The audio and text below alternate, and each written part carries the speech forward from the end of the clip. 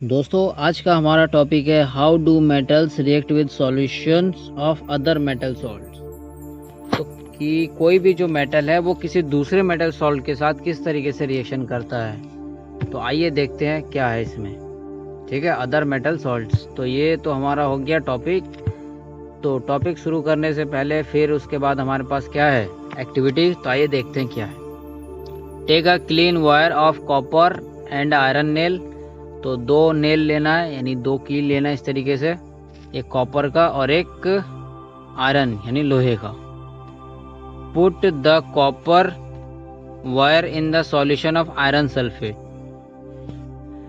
और उसके बाद the iron nail in a solution of copper sulphate taken in test tubes. तो देखिए कह रहा है जिसमें कॉपर सल्फेट होगा उसमें तो आपको डालना है आयरन वाला नेल। क्लियर हुआ, समझ में आया। ये हो गया कॉपर सल्फेट, तो इसमें आपको क्या डालना है, आयरन वाला नेल डालना है कॉपर सल्फेट में। और अगर आयरन सल्फेट है तो इसमें आपको कॉपर वाला रॉड डालना है। क्लियर हुआ।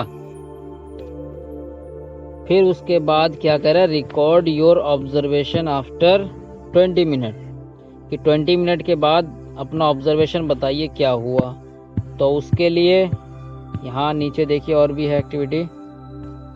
इन which test tube did you find that a reaction has occurred. तो कह रहा है आपको ये बताना है कि कौन से टेस्ट ट्यूब में रिएक्शन हुआ। क्लियर हुआ। On what basis can you say that a reaction has actually taken place. तो किस बेस के, मतलब किस चीज के आधार पे ये रिएक्शन हुआ, वो चीज भी बताना है। Can you correlate your observation for the activities 3.9, 10 and 11। तो कह रहा है क्या इस ऑब्जर्वेशन को रिलेट कर पा रही है जो 3.9, 10 और 11 के साथ। Right a balance chemical equation, उसके बाद बैलेंस लिखना है। फिर उसके बाद name the type of reaction. तो अब देखिए अगर आपको याद हो हमने पढ़ा था डिस्प्लेसमेंट रिएक्शन। ठीक है, तो डिस्प्लेसमेंट में क्या होता है, एक मेटल दूसरे को डिस्प्लेस कर देता है। याद आ रहा है डिस्प्लेसमेंट। तो उसी डिस्प्लेसमेंट को यहाँ पे हम पढ़ने वाले हैं। क्लियर हुआ। रिएक्शन का टाइप याद आ रहा है, डिस्प्लेसमेंट चैप्टर फर्स्ट में पढ़ा था कि जो कॉपर सल्फेट का सॉल्यूशन होता है उसमें से कॉपर को डिस्प्लेस कर देता है आयरन। तो आइए देखते हैं इस चीज को यहाँ पर, तो आप और अच्छे समझ पाएंगे। ये देखिए सामने आपके साथ ये डायग्राम भी रखा हुआ है। तो चलिए देखते हैं। reactive metals can displace less reactive metals from their compounds in solution or molten form। तो कह रहा है जो रिएक्टिव मेटल होता है, यानी जो ज्यादा रिएक्टिव, जो ज्यादा रिएक्शन करता है, वो लेस रिएक्टिव वाले मेटल को डिस्प्लेस कर देता है। याद आ रहा है ना, इससे पहले भी हमने पढ़ा था। और लेस रिएक्टिव मतलब जो मेटल के बाहर सॉलिड फॉर्म में निकल आता है वो लेस रिएक्टिव होता है, और जो सॉल्यूशन के अंदर आयनिक फॉर्म में पड़ा रहता है वो क्या कहलाता है, वो ज्यादा रिएक्टिव। क्लियर हुआ। You have seen in the previous section that all metals are not equally reactive. तो इससे पहले हमने देख रखा है कि जो सारे मेटल है एक तरीके से रिएक्शन नहीं करता है, मतलब सब बराबर तरीके से रिएक्शन नहीं करता है। हर किसी का रिएक्टिविटी अलग अलग होता है, कोई जल्दी जल्दी करता है, कोई धीरे धीरे करता है, कोई करता ही नहीं। We checked the reactivity of various metals with oxygen, water and acid. तो कह रहा हम ये जो चेक कर चुके हैं ऑक्सीजन के साथ, पानी के साथ और एसिड के साथ अलग अलग मेटल की reactivity. But all metals do not react with this reagent. तो कह रहा है कि ये सारे जो मेटल है, ठीक है, जो सारे मेटल इन रिएजेंट के साथ रिएक्शन नहीं करता है। So we were not able to put all the metal samples we had collect in decreasing order of their reactivity। displacement reaction studied in chapter first। तो हमने displacement reaction पढ़ रखा chapter first में। give better evidence about reactivity of metals। it is simple and easy if metal A displace metal B from its solution, it is more reactive than B। Clear हुआ। तो कह रहा अगर A ने B को displace कर दिया, समझे ध्यान से। ए ने बी को रिप्लेस कर दिया, मतलब ये हुआ कि ये है हमारा टेस्ट ट्यूब। टेस्ट ट्यूब के अंदर क्या पड़ा हुआ है, बी पड़ा हुआ है, क्लियर हुआ। और हमने इसके अंदर डाला क्या है, ए। क्या डाला है, ए, ठीक है। इसके अंदर डाला क्या है, ए। लेकिन इस ए ने क्या किया, बी को डिस्प्लेस कर दिया, यानी बी ए को सॉलिड फॉर्म में डाला है। ये किस फॉर्म में है, सॉलिड फॉर्म में। और बी क्या है, बी लिक्विड फॉर्म में है, क्लियर हुआ। तो ए चला गया लिक्विड फॉर्म में यानी आयनिक फॉर्म में, और बी आ गया बाहर सॉलिड फॉर्म में। इसका मतलब क्या है कि ए ज्यादा रिएक्टिव है as compare to B, clear हुआ। यानी सीधा मतलब ये है, जो सॉलिड से लिक्विड फॉर्म में कन्वर्ट हो जाएगा, मतलब लिक्विड में नहीं होगा, मतलब आयनिक फॉर्म में लिक्विड में चला जाएगा, ठीक है।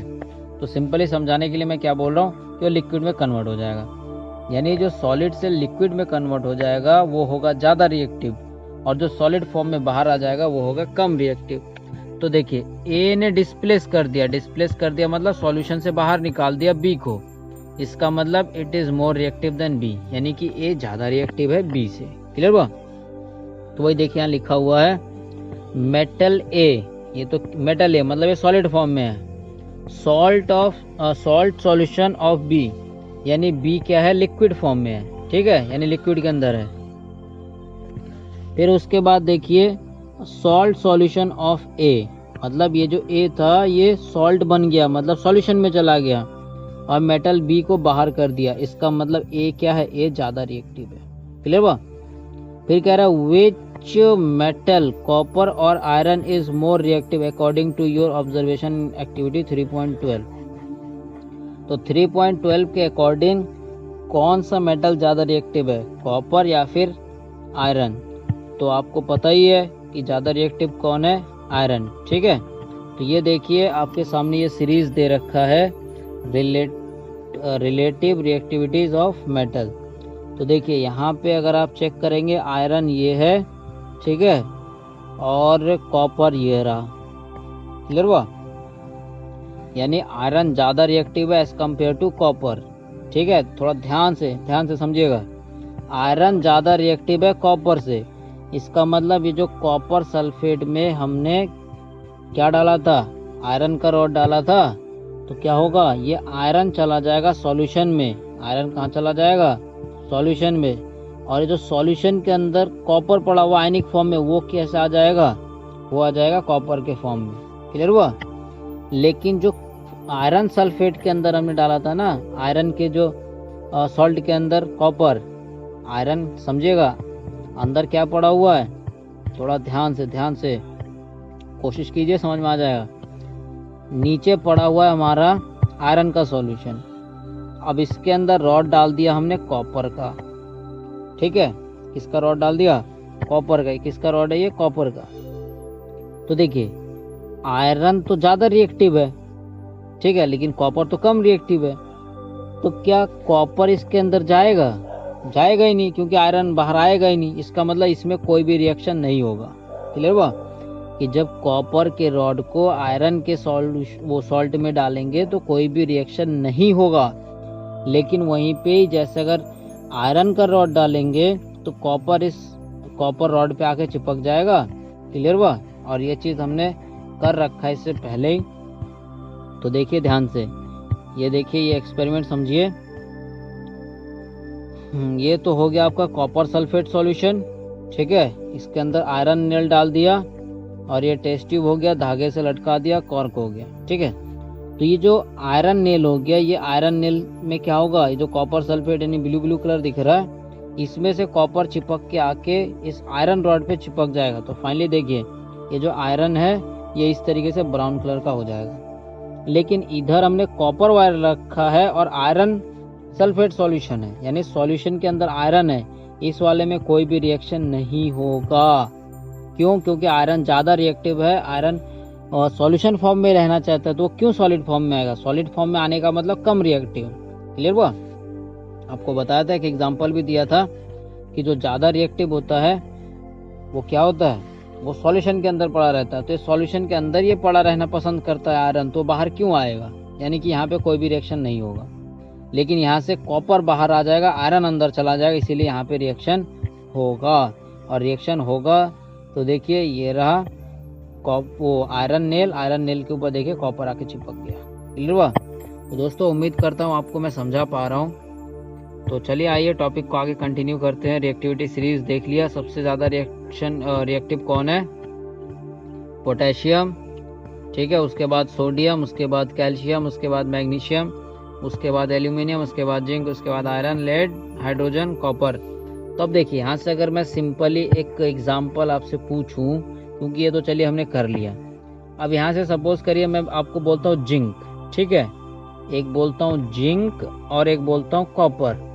तो बताइए अगर इस जिंक को अगर मैं कॉपर के अंदर डाल रहा हूँ, ध्यान दीजिएगा, जिंक को कॉपर के अंदर डाल रहा हूँ, ठीक है, तो क्या ये जिंक कॉपर को डिस्प्लेस करेगा, यानी कॉपर को क्या बाहर कर देगा? तो आंसर क्या होगा? हाँ, ये जिंक कॉपर को बाहर कर देगा। क्यों? क्योंकि जिंक है ज्यादा रिएक्टिव, ये है कम रिएक्टिव, तो ज्यादा रिएक्टिव सॉल्यूशन के अंदर चला जाएगा और इस कॉपर को सॉल्यूशन से बाहर कर देगा। फिर दूसरा क्वेश्चन ये है, देखिए अब की बार मैं क्या कर रहा हूँ, कॉपर के रॉड को, ठीक है, किसके रॉड को? कॉपर के रॉड को जिंक के सॉल्यूशन में डाल रहा हूँ, तो क्या होगा? कॉपर के रॉड को जिंक के सॉल्यूशन में डाल रहा हूँ, ठीक है, तो क्या होगा? तो देखिए जिंक तो ऑलरेडी ज्यादा रिएक्टिव है, वो सॉल्यूशन के अंदर ही रहना पसंद करेगा, तो इसीलिए कोई भी रिएक्शन नहीं होगा। क्लियर हुआ? तो ये चीज हम कैसे पता कर सकते हैं? ये रहा हमारे सामने रिएक्टिविटी सीरीज दे रखा है।